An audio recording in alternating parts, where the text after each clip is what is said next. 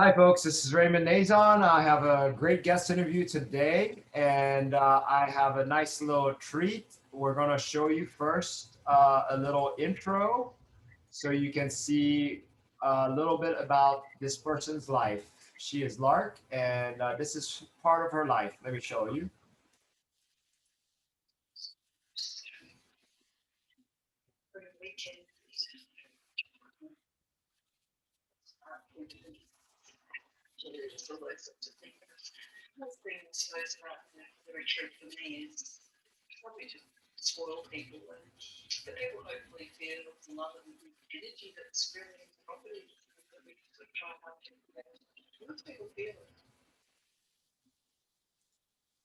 All right, this is a little intro to her, to Lark's old business, and beautifully well done. I'm going to put the show notes for you guys to watch the video on the bottom. Just warning, it is a trigger warning, as you could tell. So she was a chocolatier. And Mark, welcome. And I would like for you to start there, if you don't mind.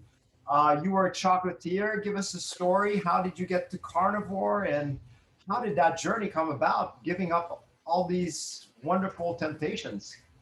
Yeah, hi Ray, thanks so much. Gosh, that takes me back because I started that business I went full time at it in 2007. I established it a year or two earlier, so that's going back a bit, and I did it for 10 years.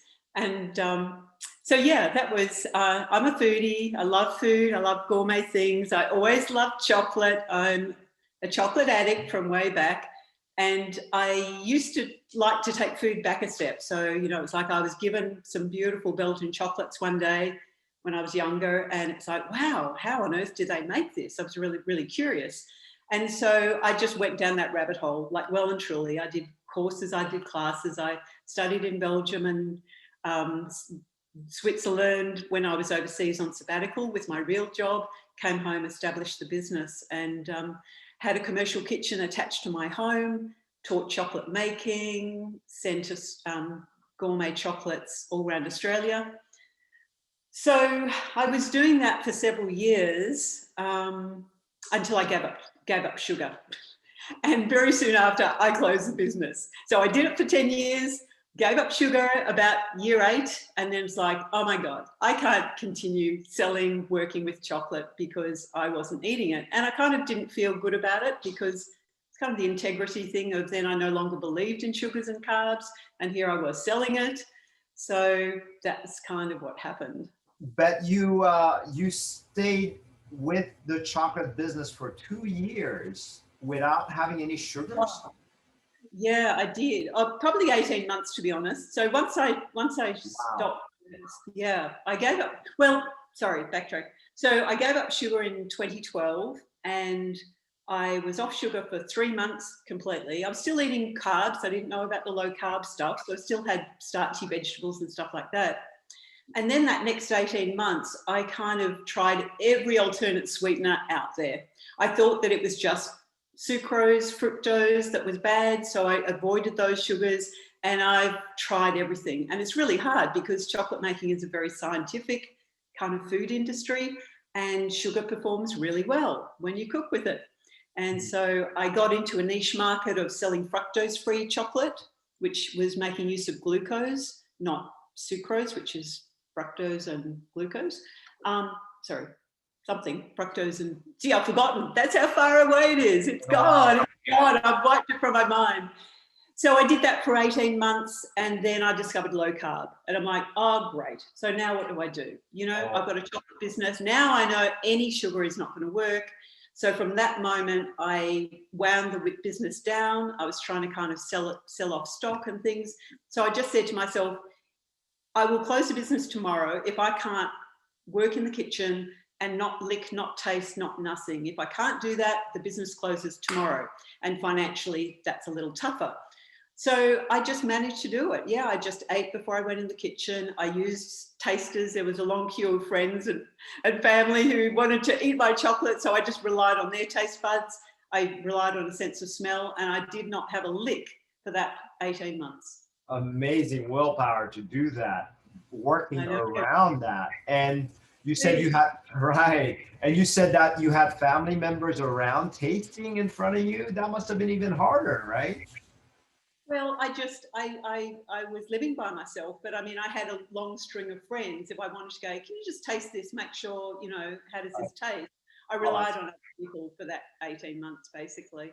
Closed the business, sold everything off, and yeah, what went was local. the book or I don't know, how did that idea come to your head to do this? To give up sugar or to Sugar. Just sugar. sugar? Okay, so I was making chocolate one day in my kitchen, and I heard an interview with um, David Gillespie. Wrote a book in Australia that was very popular called Sweet Toxin, and just got to remember the names now. Isn't that funny? It shows how far I've come, Raymond, because you know this was just in the top of my head for so long. And Sweet Poison, David Gillespie. He called himself a recovering corporate lawyer. He lost like 40 kilos or whatever, heaps of weight, and he was talking about sugar. And the way he was describing it, it was like, that's me. I was super tired. I was clearly overweight. I felt really, really, really bad. And I thought, there's something, maybe I'm pre-diabetic, maybe I'm celiac, something. So I went, while the chocolate's cooking, I snuck in my office and I downloaded his ebook. I read it that night and I went, right, I'm doing 30 days sugar-free. I wasn't going to do it for Wow. life. Like I'm a Right. chocolatier. It's like that's my livelihood at that time. So I just said, I'm going to give it up for 30 days, see how I feel. After 3 days, I felt fantastic. The weight Wow. just went straight down, like 33 pounds, 15 kilos in 9 weeks. Just whoosh. Just off sugar, but not off carbs. Exactly, just off sugar Amazing. and hidden sugars. I went through my pantry. I got rid of sauces and dips and stuff like that. I can't remember I was having fruit. I've got a feeling I would have cut fruit out because it was mainly about the fructose. It was where my head was at that time. I was eating a lot of white potato because that's what David said in his book. It's okay to eat potato. So I just relied on that at night, and my weight just fell off me. I felt fantastic, and I'm like, now what do I do? You know, Right. I'm a And chocolatier. how old were you at that time? 52 Okay. and And why did you 60, get, okay, and I'm sorry, you're what now? 61 now. 61 now. Wow, you look fantastic for that. So now, did you said you discovered the low carb after that? How did that tie in? So I lost the weight, like most of my weight. I was looking pretty good. I was feeling pretty good. But over that 18 months, I just slowly backslid into alternate sugars, alternate sweeteners, playing around with glucose and stevia and all sorts of stuff. And I remember on my, what would have been, my 54th birthday or 55th birthday, I came home really depressed from a family lunch. And I remember I Googled gut health and depression because I suffered from depression. I was on antidepressants for about 3 years. I stopped that when I was, I want to say 50. Yes, when I was 50, but I was still battling. You know, I was still kind of going really low. And I thought, okay, maybe there's something to do with the gut. We were hearing a lot about the gut microbiome. So I Googled that. And the first video that came up was Professor Tim Noakes, who Sean interviewed recently on RX, Meet RX. And I love him. And because I'm an ex-academic, I really respect an academic who, like him in front of the camera, grabs one of his books, rips out the chapter on carb loading and says, I was wrong, ignore that. And I just love that because I know how rare it is in academia to kind of, and I've battled I've had my battles in academia in my area of expertise, and I saw people not owning up to the mistakes in the past, not owning up to the changes that they just quietly creep across and pretend that had always been their mindset. So I just loved him. And so I went low carb the next day. I joined the online course the next day. I waited for that. I ended up doing actually a coaching course with low carb, never to coach. I just wanted to learn more. I just love the science. I need to understand why I'm doing something. So I really got into low carb that October. So I was 55. And then the following January, like just a couple of months later, after doing the Real Meal Revolution online course, which is what they called it out of South Africa, there was the Sugar-Free Revolution course with Karen Thompson, who was also recently interviewed by Sean Baker on MeatRx, and she was all about sugar addiction. Now, I've eaten chocolate, more chocolate than I should, my whole life. And when I was younger, I was skinny, I was very athletic, and my mum and sister used to look at me with daggers and kind of go, it'll catch up with you one day. And it really didn't until my 30s. And then I was trying to moderate from my 30s onwards. So 3 decades I've tried to moderate, essentially. Well, not quite 3 decades, because I discovered Karen's work in 2015. And she took it from an addiction perspective. And it was like, you need to abstain. If you truly are an addict in whatever form, you need to abstain. It's like, I'd never even considered giving up sugar, like completely. Right. It was just, I'm weak. I need to kind of control it. I need to have less. When I was younger, I'd try and exercise it off. So I was kind of doing that calorie gain. So I struggled all through my 30s, 40s, half my 50s, just trying to moderate, putting crosses on a calendar, trying to have 3 sugar-free days, just a nightmare, and nothing ever worked. And when I did this online course, it was all about abstinence. Like, oh my gosh, I never considered that. So I gave it up. 0, easy. Wow. So you had a realization that you must have been an addict at that point, but you never realized that before. Is that right? Yeah, I didn't think of sugar as an addiction. Right. I just thought you needed to moderate. Right. I'd never heard that concept before. As soon as I did, it made sense. As soon as I Right. tried it, honestly, within days, it's like, wow, cravings pretty well cut. I feel great. So that was the start. That was the serious start of giving up sugar, I think. But I was low carb. And Right. low carb says it's okay to have these 3 sugar alcohols, xylitol, erythritol, stevia. So I went, beautiful. Excellent. So I tried making chocolate again. I made desserts. I made, Oh my goodness. and it kind of started small. I just have a little bit. It was sort of moderate. And then by the end of keto, I did keto for 3.5 years, like really solid keto. But it kind of became dirty keto because I wasn't buying the bars and the shakes or anything like that, but I was using a lot of nuts, a lot of almond flour, a lot of alternate sweeteners. And I didn't realize how hooked I still was on sweeteners because it wasn't sugar as such. So I considered myself sugar-free in those days. I'm like, yeah, I haven't had sugar for 5 years, 6 years, whatever. Until I tried Carnivore. Then I realized how addicted to sugar I still was. Well, what got you from that mindset from low carb to, I mean, did you think that Carnivore was crazy, or you've heard it a little bit from Tim, or how did you even run into it? No, I didn't hear anything about it for 3.5 years keto.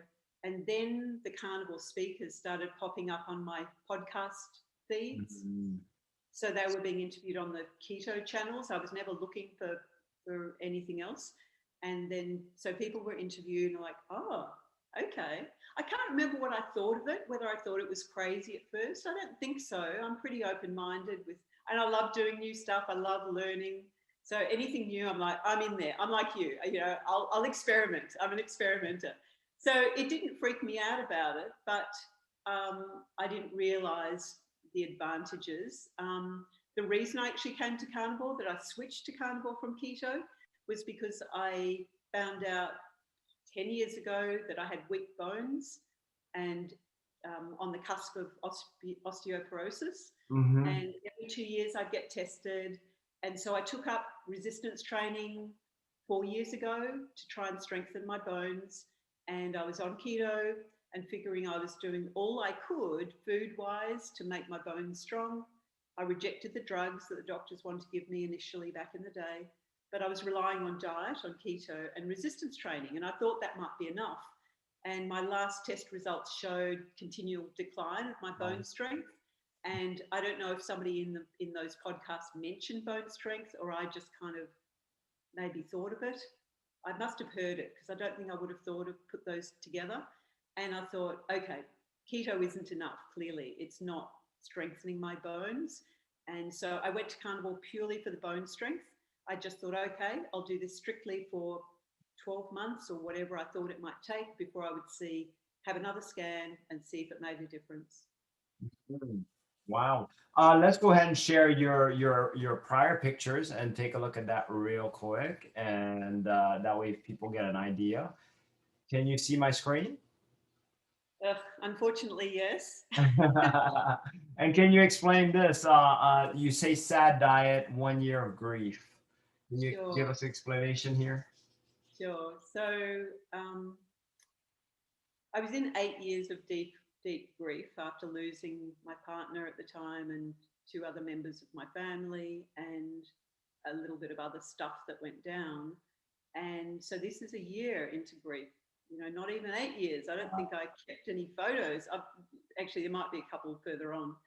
So that was just the result of not only a sad diet, but having gained weight progressively. With my chocolate business, I was eating the profits. I was depressed. I was suffering grief. So I just ate a lot of sugar and chocolate. In fact, How old were you? Hey? How old were you there?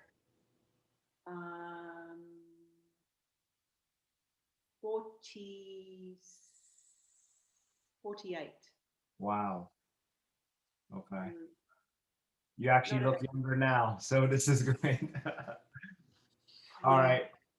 And this is also kind of around the same time? A couple of months later, just sort of showed the full body kind of, at the time. And so, what I see other than the body weight is just the inflammation in my face in particular. Yes. And that's like a different person. Yeah. So this is after you went sugar-free. So I gave up the sugar. That's when I first cut that sugar, when I said to you about reading that book. And I was planning to do 30 days. I felt so fantastic. I stuck with it for 3 months solid. Great. And you looks like you lost weight, quite a bit of weight already in that 3 months. So that's great. Well, I lost the 33 pounds in 9 weeks. Right. When I quit sugar. Yeah. That's amazing. And this is your pre-keto? Yeah. So you can see I've still got some belly fat and some hip fat there. Not bad at all. Not too bad. Yeah. And leaning down. So that's after 3 years keto. I was feeling good. I was, fairly lean. I was happy. Yes. And you got a little bit of muscle there. Looks like that keto was working for you a little bit. Were you working out at that time? Do you know? I would have started pretty soon after that or around that time. Okay. And this is you before Carnivore? Yeah, so I kind of wanted to show that because, the body's not too bad, but again, I think I've changed a lot in my face. Right. Totally. And here we go.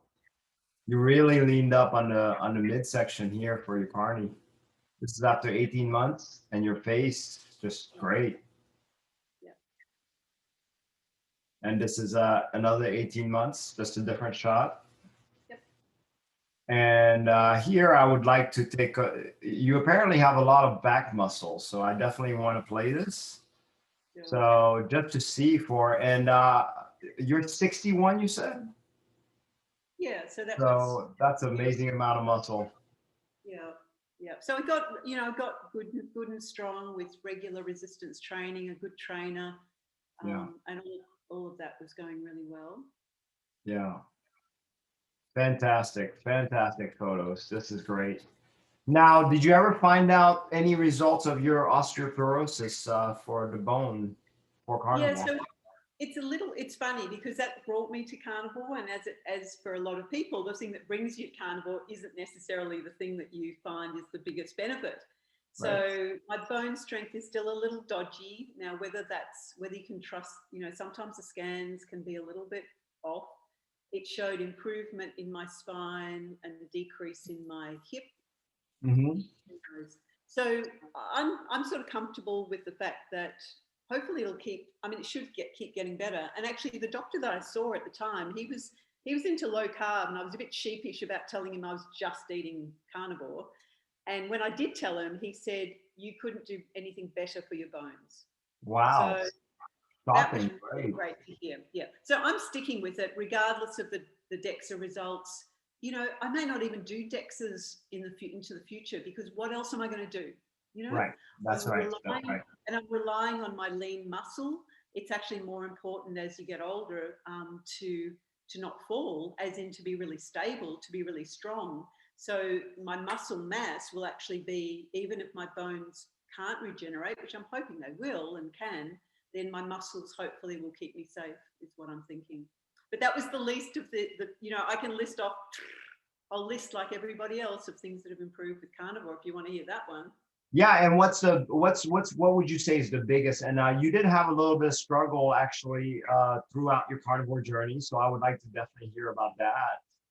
Sure, happy to talk about the struggle, but just firstly, within weeks of going carnivore, I lost the joint aches that I'd started to get. I was getting inflamed arthritis in my joints, in my fingers, in my wrists, in my knees, hips, back, Achilles, various spots. That disappeared within weeks. I had allergies. I used to have a lot of allergies or hay fever when I was a kid, and then I didn't through my kind of 20s, 30s, even 40s. And then I moved on to a farm, and the first time the paddock hay was cut, I was just hanging over the fence watching, and I ended up within 24 hours in emergency with the the anaphylactic reaction. My breathing just almost kind of just shut down. And so I'm thinking, oh, great. I just bought the farm. It was like a month or two earlier. And I thought, oh, great. So I'm allergic to hay, and I've just bought a horse farm, an alpaca farm. So that was a real motivator when I heard that allergies can improve with carnivore. I thought, beautiful. And sure enough, I wear a mask just to be safe if I'm doing hay once a year, but essentially I can put hay out for the animals and I don't wear masks, and then it's fine. So and you don't get your throat closed up anymore? Yeah. Nothing? Wow. No, nothing. Completely. Wow. I actually made a list because it's so hard to remember. Like I needed to do that when I started, because completely forgotten all things. I used to get viruses regularly. I had chronic bronchitis for about 4 years. I think it was where I used to live. In the end, the forest, the dampness just got to me, and I just had this persistent, I couldn't fully, if I breathed in deeply, I could just feel it in my lungs. I had really severe gingivitis that the dentist, after I'd sort of gone, it was actually keto that started to improve that bit even more in carnivore. And he's like, it's just disappeared. It's just gone. Wow. Obviously the depression lifted completely.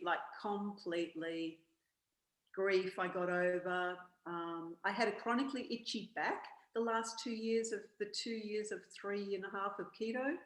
I think it was the oxalates. I think I was eating so many nuts and things like that. It was really chronic. Like I ended up getting chronic, what do they call it, dermatitis, which was secondary to whatever it was itching my back initially. I mean, I had back scratches everywhere. I had back scratches in my car, back scratches near my bed, back scratches near the kitchen. So that improved. It took a little bit of time. It probably improved 90% within weeks. And then it's probably taken until now. I just don't think about it now because I don't get any itchiness at all. And of course the cravings. So that probably leads, dealing with the cravings really pretty well, and the sugar addiction. But that does lead into, you kind of hinted at my kind of spectacular little lapses. Yeah. So I did 6 months strict carnivore, and then back in 2018, so I started August the 15th, 2018. I think you remember significant dates, don't you, when you do something significant in life? Of course. Mm-hmm. Yeah, so I did 6 months completely 100%. I didn't have any support group. I didn't, it's pre-RX, meet RX. I didn't know anyone else carnivore. I just did it off my own bat, listening to podcasts. And by the end of the 6-month mark, I kind of always aimed to go back to keto and just use carnivore as a cleansing kind of, what do they call it? Elimination diet. And then add back, keto foods, keto friend. I was never going to go high carb, but add back keto foods one by one and see what I was reactive to, if anything. Well, that was just a slippery slope to whoosh, 1 keto food, 2 keto foods, 20 keto foods, fruit, alternate sugars, real sugar. And before I know it, I'm face down in a chocolate ditch again. I kind of struggled the next year to keep I was still carnivore. I hadn't given up on carnivore, but I kind of joked that I was 90% carnivore that 12 months, because I was eating carnivore plus the other 10% was sugar and chocolate, like when I'd lapse. And sometimes it wasn't as bad as in the past. Mostly it wasn't as bad. It would be like a day, 2 days, 3 days back onto carnivore, maybe nothing for a week or two. But by the end of 2019, I got challenged by a counsellor to go moderation on sugar. You can do that. Look at you. Look at everything you've achieved. You can do this. You can be moderate if you want to. You don't have to. Eat some birthday cake for your 60th. That's all good. So after I was then face down in chocolate for 4 months, then I joined RX at the start of 2020. So I got back to carnivore. Then I had all the support of the group and a community, which made a big difference. But even then, I really, really struggled until 3 or 4 months ago. And I was eating carnivore. I was tweaking things. I was kind of, this, Ray. I was, trying to dial in the last 5% when all I really needed to do was not eat chocolate ever, So I was really playing around with the fats and percentages, and I've done fasting, I've done intermittent fasting, I've done significant extended fasting back in the day, where I've done rolling 48s, rolling 72s, lost a lot, but then would rebound badly back into overeating and going for sweet foods. So that continued really all of last year. And as you know, I did a house rebuild. I was without power, I was without heat, it flooded on the property. It was miserable, it was tough. And I tried, going stricter in certain respects of carnivore. I kind of followed you into the Lion diet there for a month or two and crashed and burned badly. And that was fine. No criticism of you. This is what coaches give you ideas and talk about what they're trying. And like I said, I just love experimenting. So I was all for it. But it was the rebound effect that I kept getting. If I go too severe, I kind of rebound badly. So I reached this amazing point 3-4 months ago where everyone noticed that I was happy. I was smiling. It was coming into spring, summer. So it was, I'm in Australia, so it was a better season. I could get out and do physical work again. But I just started to do really, really well and hit my straps maybe 3 months ago. And I know that the same time, I can think back when I was in that deep grief, and I was in it for 8 years. And one day I just sat on the couch and I went, you know what? I think I've done grief. I think I've done it. Give myself a tick. Well done you. You wore black, grey, brown for 8 years. That's done.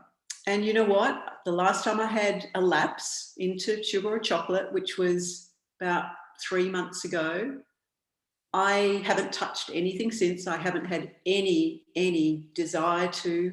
I won't. I just know that I'm kind of done. I've hung up my boots with chocolate. And I don't know how I know. It's the same way I knew with the grief. It's like I just had this, I don't know what you want to call it, but it just came over me. I'm like, you know what? I'm going to put that away now. I'm going to put that. Also, it's kind of putting the bludgeon away. Not going to bludgeon yourself anymore. It's just it's done. And surprisingly, out of the blue, not looking for it, having been on my own for 14 years, never looking for it, I've met a carnivore mate.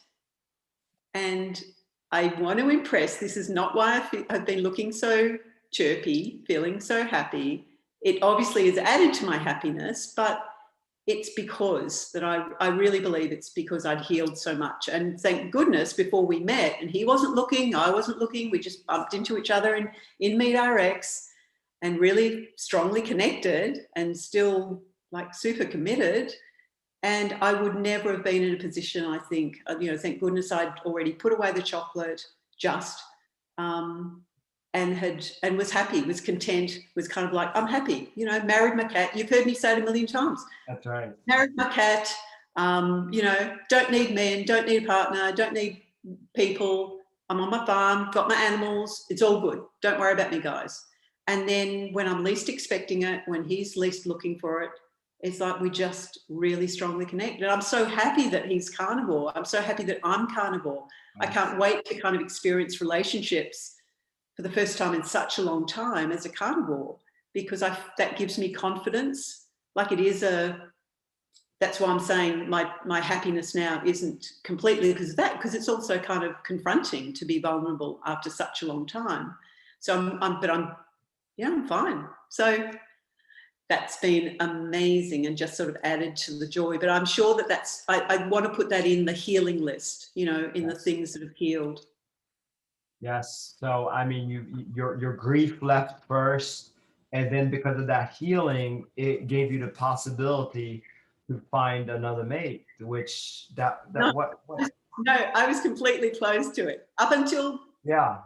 I was completely Right. You closed were totally close to it. You didn't even want that, and then just happened. It's just amazing. I love it. So I can't wait to hear that chapter of your story when that comes out. So this is great. Congratulations on that. I'm so excited that I now I would like to. When was the last time you felt this happy? last Really? time I Like, everything felt right and this happy, like, without the depression, because you said you were in depression for a while and all that. And when was the last time do you remember being as happy as you are now? I am the happiest, the most content, the most sane, the best shape that I've been in my life. I mean, I Wow. was a highly strung kid. I was I was a perfectionist. I was an overachiever. I only found out a few years ago that I'm not perfect. Like, who knew? So I dropped that one. I've just always been very competitive with myself as much as everyone else. And I look back and I don't see any times in my life that I was this well, this happy, this sane. And when I say sane, I just mean, like not no dramas. Like there's no dramas now. I'm No, solid. I just feel solid. So I'd say never. And how lucky am I to experience this now in my early 60s? no Young. doubt. Well deserved. Wow, Lark. Well, thank you so much for spending the time and telling us this intimate detail of your story. Loved it. Loved the whole thing. Now, if anybody wants to reach out and touch with you, how can they do that? You've got to join MeetRx because I don't do social media. I'm a very private person now, having been blasted all over the internet with my academic career and my chocolate career and all other careers. I'm just pulled back and I'm there on RX, and I like to stick around. I get inspired by seeing other people's transformations. If I can give back a little. And here, before you end me, I have to thank you, a huge thank you, because you really are a beautiful person and a talented coach. And you haven't let me say the reason, the turning point, which may have been the turning point for me about 3 or 4 months ago, is that I'll tell the audience, don't listen, you'll blush. So I was chatting to Ray one day in a meeting, and it was just the two of us, which was kind of felt fortunate. And I was really sweating the small stuff. Like I was really in the weeds of carnivore, percentage this, number of hours that. And you said to me, why are you even doing carnivore? Like you look kind of good, you're not carrying extra weight anymore, and you don't have any real diseases or whatever. Like, why are you here? And I had to really stop and think. And it was like, I'm here because I want to live the lifestyle that's out there on my farm. I just want to stay fit and well. I'm here by myself. So I just want to live that lifestyle. And you said to me, don't worry about the other stuff. Don't worry about how much fat, how much this, how much that. Just like, go live your life. Just go live your life. And it did. It just refocused me to go, yeah, I'm eating the food so that I can work out at the gym, so that I can go to dance classes, so that I can get on my tractor and cut the grass and bale the hay and all of those things. And I just shifted my perspective. And I read that book that I love, that I shared with you, Atomic Habits with James Clear. And I think that really helped me hack my brain and some little bad habits, or just develop new good habits.